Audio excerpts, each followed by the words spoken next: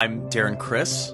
I've fallen into the rabbit hole of a career that has allowed me to have a place from which to speak out.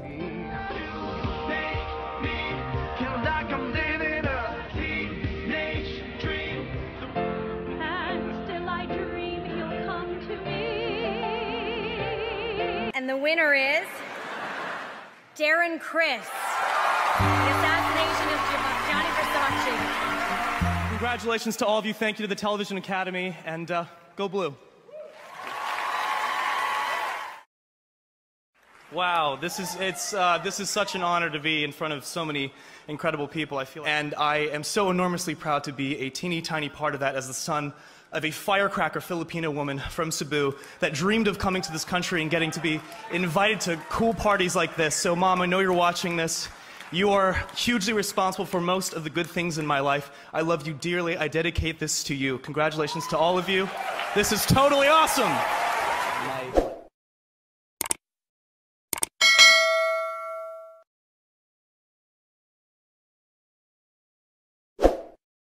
My mom's right here, so I'm very lucky to have a wonderful mother and a wonderful dad, and they've always been supportive. Thanks, Mom. You're welcome. Love you too. Thanks for taking me to all those Disney movies. Oh, yes. I've enjoyed it. You're part of my world. Oh! Between you and I, you know, there's a wonderful thing to be able to talk about and shed light on Filipinos in entertainment. I'm a seasoned, Filipino food eater. So, no, first thing when I landed, I was like, I want my lumpia, I want my pancit, on cassava cake, bibingka, Wow, everything, yeah, everything all at the same time. But it's the Filipino, I don't know, if we have the same kind of aunts and uncles, but all my aunts are like, Darren, eat! You're so thin, eat! Yeah. So it's always food. So, yeah, no, I'm very happy to be here, and I have my one calamuna anymore, I drink my one calamansi, which is good for you. So, yeah. What Filipino traditions do you know or practice, like during Christmas?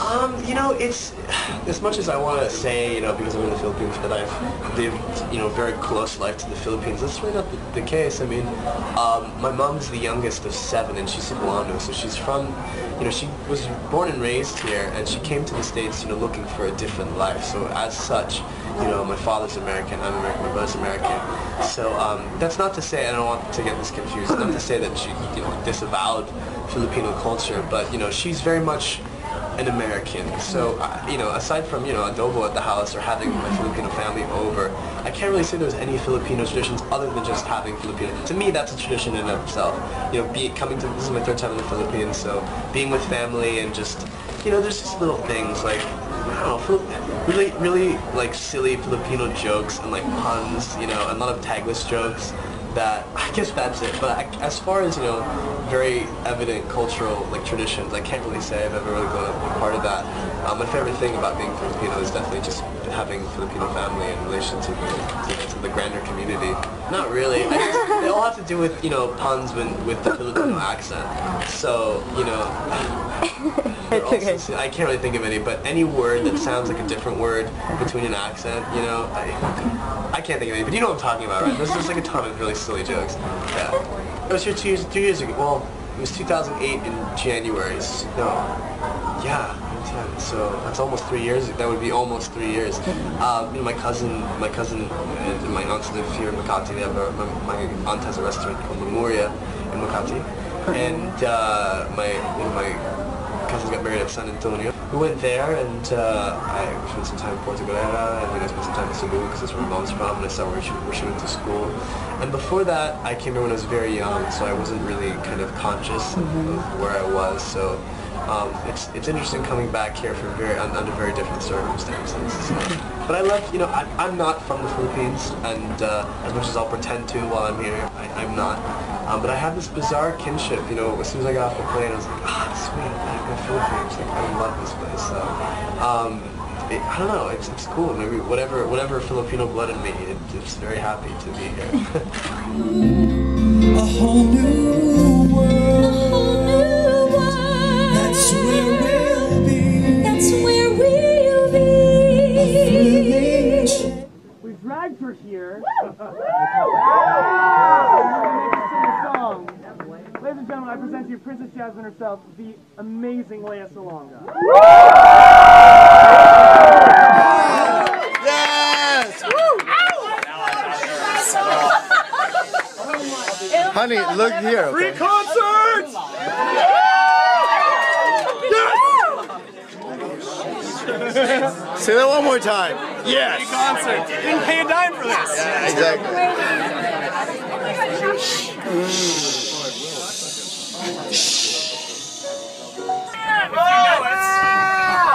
If you know it, please help me out. Come on, no disclaimers. Come on.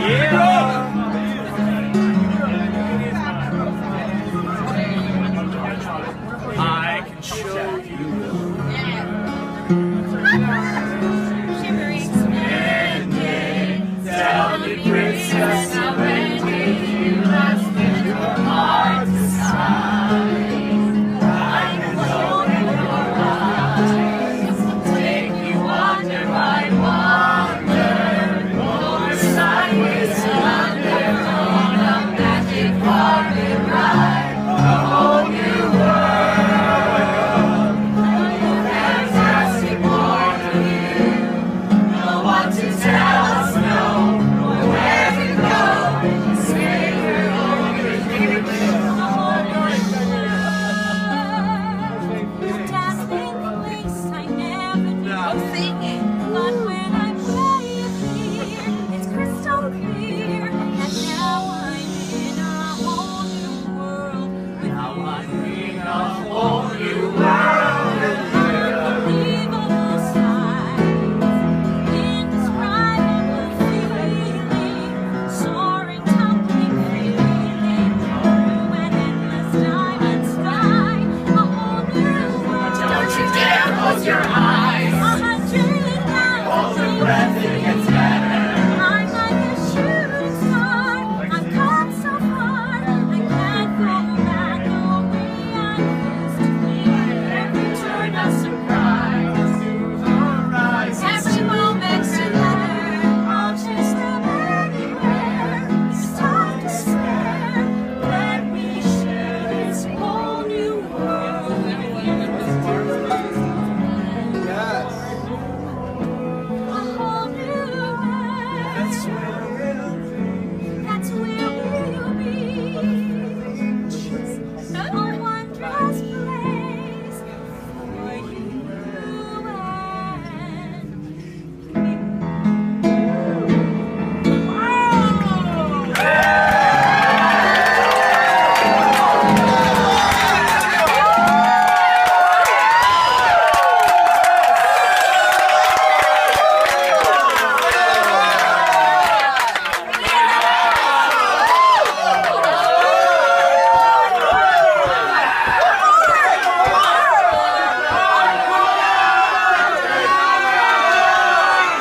Everybody out there, in case you haven't heard, you know, I'm not great with social media. However, I've started doing this new text thing, so you can text me, we can have a conversation, you can see what I'm up to, ask me questions. I'm actually about to go on it right now, so yeah, text this number, and hopefully I'll get back to you. So tonight I mentioned that there were so many members of SAG-AFTRA that I got to work with, and didn't get to work with, that were part of our show, that lifted me up both on and off camera, that I'm forever indebted to.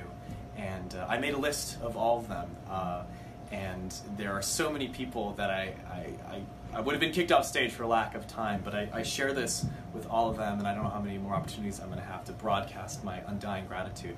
So let me see if I can do this. Thank you to Edgar Ramirez, Ricky Martin, Penelope Cruz, Finn Wittrock, Cody Fern, Max Greenfield, Joe Adler, Annalie Ashford, Judith Light, Mike Farrell, Joanna P. Adler, John Briones, Sophie Van Hasselberg, Michael Nouri, Todd Summers, Terry Sweeney, Robert Catrini, Dasha Polanco, Jose Zuniga, Will Chase, and Kathy Moriarty, and the list goes on and on. There are so many wonderful people that were part of this, but to all of you, thank you, and to everybody that worked on the show. I really share this and this entire award season with you.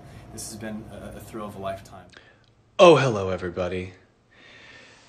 There's no business like show business, like no business I know. Everything about it is appealing, everything that traffic will allow. Nowhere could you get that happy feeling when you are stealing that extra bow. There's no people like show people, they smile when they are low. Even with a turkey that you know will fold you, maybe stranded out in the cold, still you wouldn't change it for a sack of gold. Let's go on with the show. Let's go on with the show. Hollywood. What's up, everybody? Darren Criss here. I spontaneously decided to do this. Thank you so much, everybody, for watching Hollywood. I'm going to bring in a buddy of mine in just a few minutes, but I just wanted to have some time with you out there to say thank you for watching the show. I also wanted to say just on a personal thank you to anybody out there who follows me that has been very kind with your words of support and sentiment, even if you knew my dad or did not know my dad. Just saying and sharing stories with me has been a very nice, wonderful source of support. So thank you so much. It's a very sweet thing for all of you to do around the world. But enough about me. Let's talk about Hollywood. Again, thank you for watching the show, for taking the time. You know, it's only 7-8 episodes, so you know people have been binging it, have been talking about it. Thank you for sharing with your friends and for sharing your thoughts with us. David Cornsweat. I'll just give it away. He's going to join me at any second right now. But I just wanted to look at some of these things. The stash was low-key iconic. Thank you, Ayushi14. I thought it was too. When do you get a chance to rock mustaches like that? Actors get to do that because they go, oh, it's for a part. And suddenly people go, oh, no, it's cool. Because people be like, look at this creepazoid. And I go, it's for a part in a 40s thing. And they go, oh, cool, check that out. So come on, David. Join me, buddy. Where are you? Here, I'm going to click on you, see if it works. If not, I'm just going to invite you. Tom Felton, holy. Does Tom Felton have the mustache as well? I'm sure he looks dope with it because he's a classy looking guy. I'm going to go live with Mr. All right, let's see if this works. In the meantime, let's see what you guys are saying. People are saying they're crying. I hope tears of joy. You know, there he is. Hey, man. How are you, dude? I'm good. Do you remember how excited I was about that mustache? Oh, yeah. We were all excited, man. We were all very excited. What I'm confused about is how the algorithm said no to the mustache, but yes to more beige. Yeah, right? They said, oh, almighty algorithm, is there enough beige here? And it said, no, more beige. More beige. The algorithm likes off yellow. Yeah, and I'm careful with how I say that because I think that's a compliment to the set designers who were actually fully aware of the abundance of beige in the 40s. I think they just really dug it then. It looks great. Well, and it's really important, you know, like the sets are so lavish, but then how do you not overshadow the actors? Because they could if they wanted to. They really could, and they're like, let's more not. Beige. Yeah, more beige. The answer is Put Patti beige. LuPone in sparkly like crinoline, and then let's just devalue everything behind her as if it wasn't already, you know? Yeah. Like let's make the background less. David, what are your thoughts on your look for the show? Because, by the way, we had met before, but that was the day that I got to kind of meet you on set, and I was very excited. It was a very exciting day for me because I got to watch you do your thing in the character, in the accent, and in the outfit. Did you have any opinions of what your look should be for this show? No, I have very few opinions most of the time. I just like to roll with what's thrown at me. I mean, the easy thing was, most of it was like I got to cut my hair finally the length that I normally would keep it. It was like this long before, and I had never had it that long before, so I was ready to cut it. I ran into Michelle, the key hair stylist on the show, and before we started the show, and she handed me a photo of Marlon Brando with very short hair, and I said, "Am I going to get to cut my hair short?" And she said, "Yeah," and I was like, "Can we do it now?" And so we literally walked over to the trailer and she cut it right then. So you usually rock long hair because I see you got a little bun. This is my normal hair. This is what I No. like. So I don't, all my life, I never had long hair until The Politician and after The Politician. I just let it grow after The Politician and then nobody told me to cut it. And then, so this is when I invented this contraption, which I'm calling a brow band. It's sort of a band that goes around your brow and then it holds your hair back. It suits you. it's a real quarantine staple for those of us who can't make it to the barbershops. And who don't trust our roommates or significant others to shave our heads. I know. I've been wondering if I should go down that road. I've watched a lot of like how-to videos on haircuts. Would you do it yourself? I'm kind of, that's bold. If not for the challenge, yeah, I kind of want to say I did it, but I also don't want to say how badly I fucked it up. Matt Bomer apparently I'm reading the comments. Matt Bomer was here a second ago. Matt, if you're still here, I love you, buddy. Hello. Feel free to kick me out and bring him in, man. Matt Bomer. Oh, no. It's okay. Matt, you're not in the show. Maybe they have a second season. You know, hey, you guys out there on the internet, kind of spread the word around. We don't have control over that. There is no official second season for the show, but hey, I wouldn't mind. I think that'd be fun. Be great. I think the algorithm would be pleased if the internet was contributing to its, desire to make a second season. Darren, do you know what the plan is for 3.5 minutes from now? The 3.5 minutes mark is an important thing to bring up because we are going to go on Instagram gods. We're migrating over to Twitterland for some of you kids. That might sound like an old-fashioned social media service, but we're going to be watching episodes 3 and 4 of Hollywood, and we're going to be live tweeting that because as much as I'd love to live stream, we want to watch and engage and like answer questions while people are watching those 2 episodes because we had fun doing it just a few days ago. In the next 4 minutes, do you want to do dramatic mid-Atlantic readings of some of these comments? Because I read, yes, 100% yes. I read one that someone said to you, David, I wish you would take me to Dreamland. That's great. Do I just have to pick one, or will you throw one up for me? Oh, I don't know. You just have to keep going. People are going to watch it. Are you going to be watching it for real this time? Was what someone said. Darren will be ignoring me like last time. Oh, David, you know I could never really ignore it. This isn't really mid-Atlantic. This is just more like melodrama 40s accent. You know, okay. So I mean, but that's more fun than otherwise. It would just be Ryan Murphy is the algorithm. That would be mid-Atlantic. Exactly. It's not as fun. Yeah. David, you are the most hilarious man on social media. I see. I don't know why I'm going for like frail damsel. It's a trope. It's a trope. Yeah, it works. I know.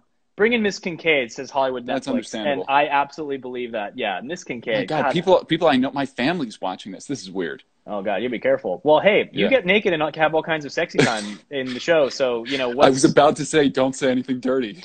I won't. I'm just letting them know what they're in for. If they haven't watched the show, this Instagram is just it's child's play compared to that.